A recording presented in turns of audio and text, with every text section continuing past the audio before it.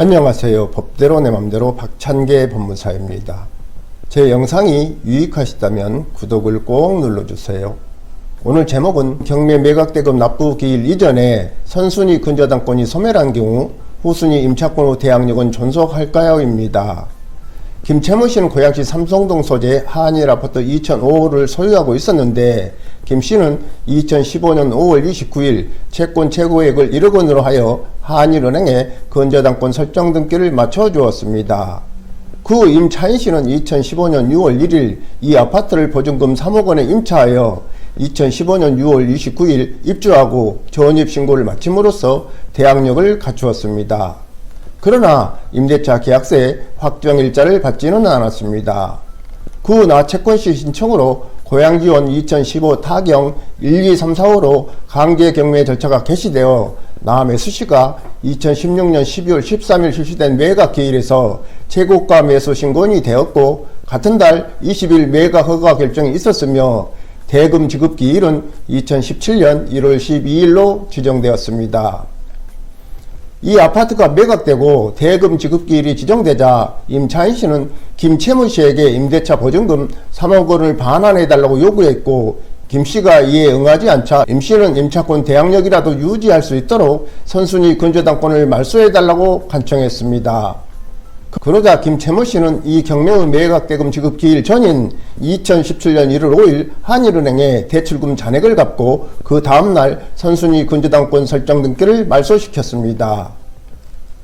한편 남매수씨는 2017년 1월 10일 매각대금을 지급하고 이 아파트 소유권을 취득한 후 임차인 씨를 상대로 이 아파트를 인도하라는 인도명령 결정을 받았습니다.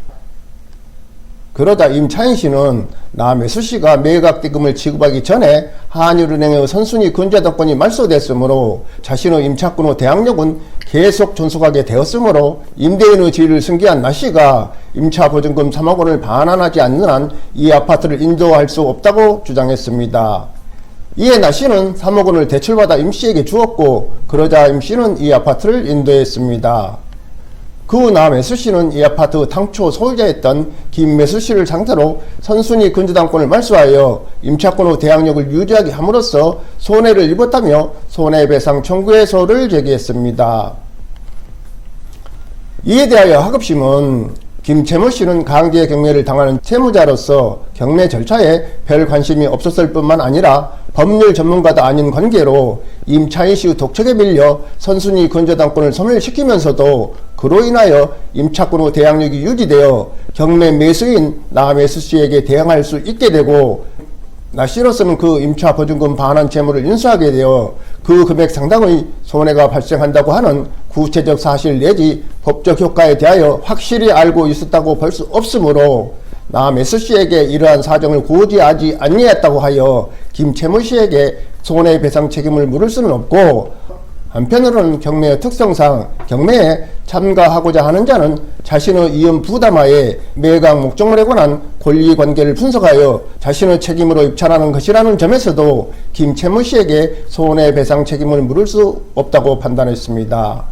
남매수씨의 상고에 따라 대법원은 부동산 경매 절차에 있어서 주택임대차보호법 제3조에서 정한 대항력권을 갖춘 임차권보다 선순위 근저당권이 있는 경우에는 매각으로 인하여 선순위 근저당권이 소멸하면 그보다 후순위 임차권도 선순위 근저당권이 확보한 담보가치의 보장을 위하여 그 대항력을 상실하는 것이지만 매각으로 인하여 근저당권이 소멸하고 매수인이 소유권을 취득하게 되는 시점인 매각대금 지급일 이전에 선순위 근저당권이 다른 사유로 소멸한 경우에는 대항력이 있는 임차권의 전제로 인하여 담보가치의 손상을 받을 선순위 근저당권이 없게 되므로 임차권 후 대항력이 소멸하지 않는다.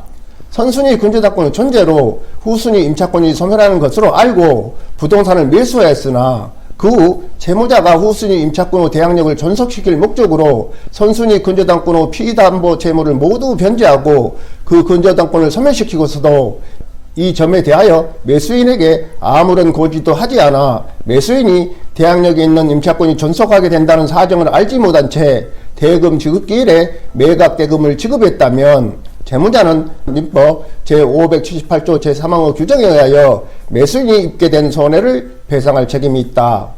따라서 김채무씨가 채무자로서 매각 목적물인 이 아파트에 임차인시의 대항력 있는 임차권 후 존속이라는 부담이 발생하게 된 사정을 잘 알면서도 나 매수씨에게 이를 고지하지 아니한 이상 이로 인하여 나씨가 입게 된 손해를 배상할 책임이 있다. 한편 경매에 참가하고자 하는 자는 자기의 책임과 위험 부담하에 매각 공고, 매각 물건 명세서 및 집행기록 등을 토대로 매각 목적물에 관한 권리관계를 분석하여 경매에 참가 여부 및 매수 신고 가격 등을 결정해야 하나 매각 기일이 지난 후에 발생한 이와 같은 사정 변경에 대하여는 그로 인한 부담을 채국과 매수인 또는 매수인에게 기속시킬 수는 없다. 이와 달리 항소심은 김채무씨에게 손해배상 책임을 물을 수 없다고 판단하였으니 이는 민법 제578조에 정한 경매와 매도인의 담보책임에 관한 법률을 오해한 입법이 있다고 하면서 항소심 판결을 파기환송하였습니다. 한편 김채무씨가 2017년 1월 6일 선순위 건재당권을 말소시킨 후 나 매수씨가 매각대금 지급기한인 2017년 1월 12일 이전에 이 아파트의 부동산 등기사항 전부증명서를 발급받았다면 어떻게 되었을까요? 2017년 1월 6일 이후의 이 아파트의 등기상 전부증명서에는 당연히 선순위인 한일은행의 건재당권이 말소되어 있을 것이고 이로써 임차인시의 임차권 후 대항력이 존속한다는 사실을 나 매수씨는 알 수 있었을 것입니다. 그렇다면 나 매수씨는 부동산에 관한 중대한 권리관계가 변동된 사실이 매각 허가 결정 후 확정 뒤에 밝혀졌다는 이유로 매각 대금을 내기 전까지 매각 허가 결정 후 취소를 신청할 수 있을까요? 부동산에 관한 중대한 권리관계의 변동이란 부동산에 물리적 훼손이 없는 경우라도 선순위 건재당권 후 존재로 후순위 처분금지 가처분이나 대항력 있는 임차권 등이 소멸하는 경우 부동산에 관하여 유치권이 존재하지 않는 것으로 알고 매수 신청을 하여 매각 허가 결정을 받았으나 그 이후 선순위 건재당권 후 소멸로 인하여 처분금지 가처분이나 임차권 후 대항력이 존속한 것으로 변경된 경우 부동산에 관하여 유치권이 존재하는 사실이 새로 밝혀지는 경우로 즉 매수인이 소유권을 취득하지 못하거나 또는 매각 부동산의 부담이 현저하게 증가하여 매수인이 인수할 권리가 중대하게 변동되는 경우를 말합니다. 이 경우 매수인은 매각 대금을 내기 전까지 매각 허가 결정 후 취소를 신청할 수 있습니다. 따라서 건재당권 소멸로 인한 임차권 후 대항력 존속은 매각 허가 결정 취소 사유인 부동산에 관한 중대한 권리관계의 변동에 해당하므로 나 매수씨는 법원의 매각 허가 결정 취소를 구할 수 있다는 것입니다. 결국 부동산 경매에서 채국과 매수인이 되고 매각 허가 결정이 확정되었다고 하더라도 매각 대금을 내는 그 순간까지 등기사항 전부증명서 발급과 현황 확인 등 주의를 게을리하지 않아야 한다고 할 것입니다. 오늘은 여기까지입니다. 감사합니다.